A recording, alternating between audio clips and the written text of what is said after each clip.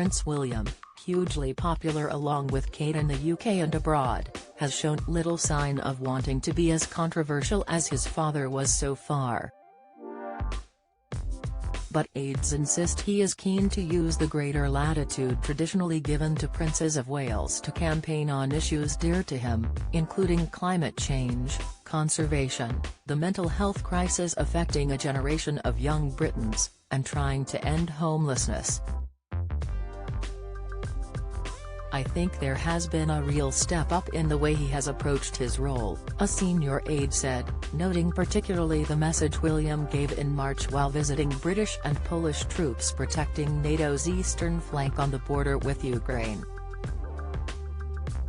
He talked about them defending our freedoms. "I don't think you would have heard him using those sort of words before he became Prince of Wales," the aide said. "I also think when you look at the visit to Boston in November you can see his evolution from Duke of Cambridge to Prince of Wales. He's becoming the global statesman his father was, with the President of the United States flying up to see him." William's £50 million Earthshot Prize, an attempt to encourage green innovation as an alternative to cutting travel and trade, to reduce carbon pollution and prevent irreversible climate change, is garnering increasing international attention.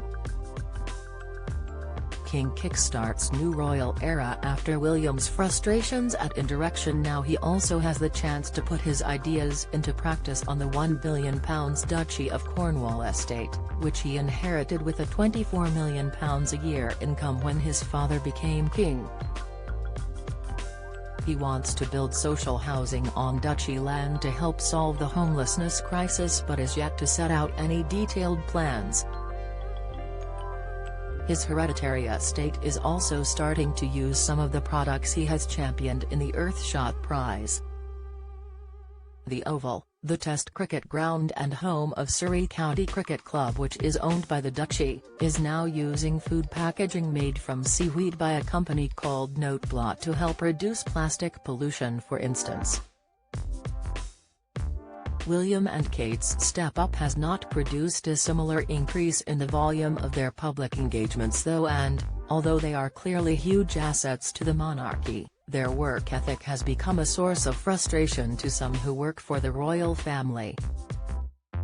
Kate, 41, has made it clear that her children will be her priority for the foreseeable future, and most work, including her efforts to encourage a national debate that leads to a better start for children in their first 5 years, has to be fitted around them.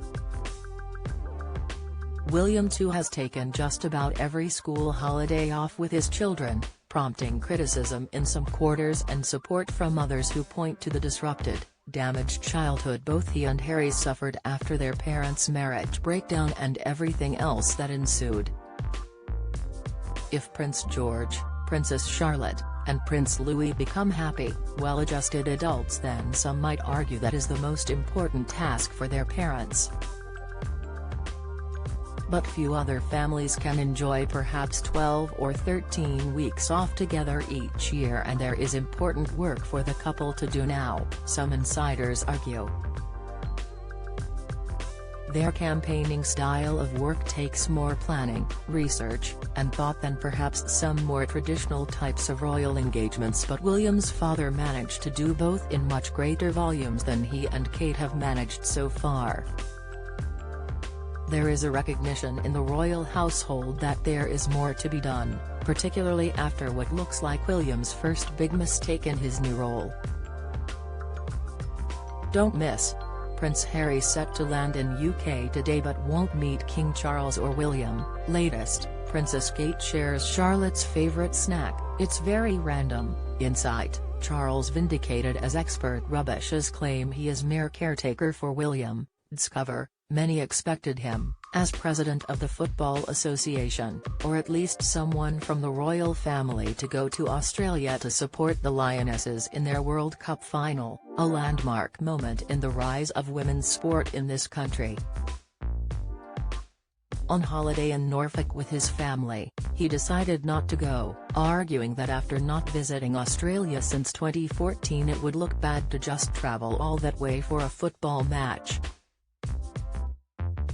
If he extended it to a few days, his staff feared New Zealand, co-host of the World Cup, won't be miffed if he did not visit there too.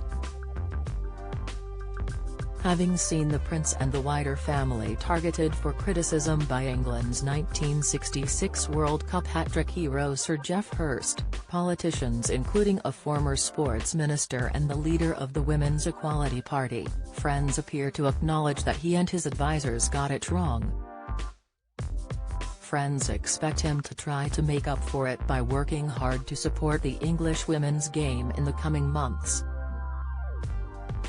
"It's going to be a busy autumn," a royal aide said.